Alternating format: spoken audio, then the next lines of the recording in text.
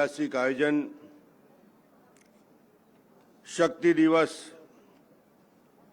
शहीद गैन सिंह नायक की प्रतिमा का अनावरण और अनावरण के साथ हमने उस शहादत को याद किया, परल कोट के सेनानी को याद किया जिन्होंने छत्तीसगढ़ ही नहीं पूरे देश में आज़ादी की मशाल जलाकर स्वतंत्रता संग्राम 1857 के पहले युद्ध का बिगुल फूंका। जल जंगल जमीन अबुझमाड़ से लेकर परल कोट तक एक नारा के साथ शोषण नहीं सहेंगे, हक के लिए लड़ेंगे। वीर आदिवासी नेता गैन सिंह नायक जी अंग्रेजों के खिलाफ बिगुल उठाने वाले इस छत्तीसगढ़ और मध्य प्रदेश के पहले क्रांतिकारी थे जिन्होंने शहादत दी है। उन शहीद को हम याद करते हैं, उन विदेशी गुलामी के उस क्षण को याद करते हैं और उनकी सोच और कल्पना थी कि शोषण मुक्त समाज हो, आत्मनिर्भर समाज हो, स्वाभिमानी समाज हो। हलबा समाज के अंदर स्वाभिमान भी है, आत्मनिर्भर भी है और शोषण मुक्त भी है। हलबा समाज के पढ़े लिखे नवयुवक अधिकारी कर्मचारी, मैं समझता हूं कि समाज में पढ़ लिख कर आज जो नेतृत्व संभाल रहे हैं छत्तीसगढ़ में, अधिकारी की हैसियत से जो काम कर रहे हैं, कर्मचारी की हैसियत से जो काम कर रहे हैं, किसान और किसानी की दृष्टि से जो काम कर रहे हैं, एक अनुशासित समाज मैं हलबा समाज को मानता हूं जो अपने काम से काम में रहता है, भगवान राम की आराधना करता, मां दंतेश्वरी की पूजा अर्चना करते हैं। और एक बात सबसे बेहतर है जिसको मैं मुख्यमंत्री जी के सामने बोल रहा हूं कि धर्मांतरण के चक्कर में ये हलबा समाज नहीं पड़ता, ये बड़ी बात है।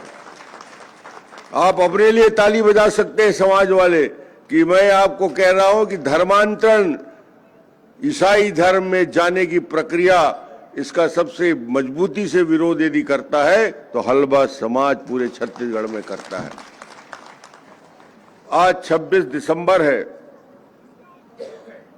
कल अटल जी का जन्मदिन था। आज शहादत गैन सिंह की शहादत को याद कर रहे हैं। 26 तारीख को अटल जी ने छत्तीसगढ़ राज्य का निर्माण किया। आज यदि हमारा राज्य नया राज्य के रूप में विकसित हो रहा है, गरीबों के जीवन में परिवर्तन आया है, आज यदि छत्तीसगढ़ में एक ग्रामीण क्षेत्र का, वन क्षेत्र का, वनवासी क्षेत्र का रहने वाला वनवासी का बेटा यदि मुख्यमंत्री है तो ये छत्तीसगढ़ निर्माण के बाद ही संभव था कि विष्णुदेव साय मुख्यमंत्री बन के काम कर रहे हैं।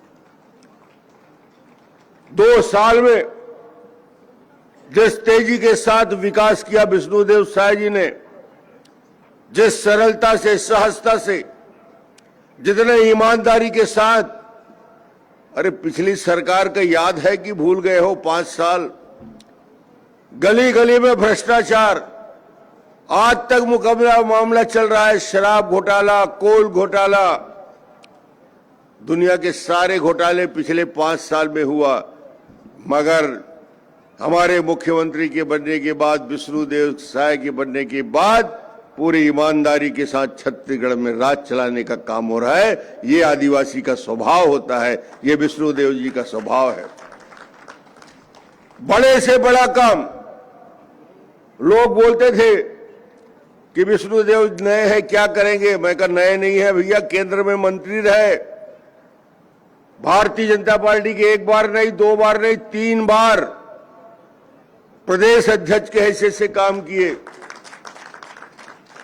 लगातार विधायक रहे, सांसद रहे और पूरा छत्तीसगढ़ का कई बार दौरा कर चुके। आज यदि छत्तीसगढ़ में गांव-गांव में उत्साह का वातावरण है तो विष्णुदेव साय जी की योजना से है।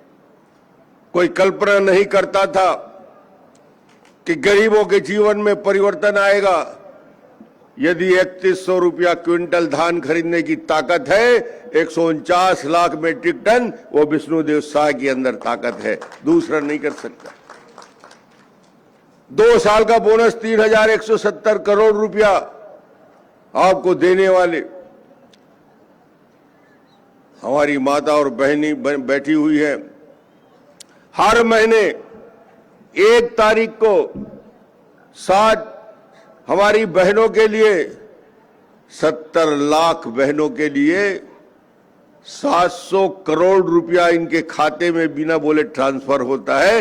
ये मुख्यमंत्री जी का कमाल है। बहनें थोड़ा जोर से ताली बजाएं। आपका 1000 रुपया नहीं मिल रहा है क्या? ये चमत्कार है। ये वही सरकार है जो लूट खसोट करती थी, और ये सरकार है जो गरीबों को देने का काम कर रही है।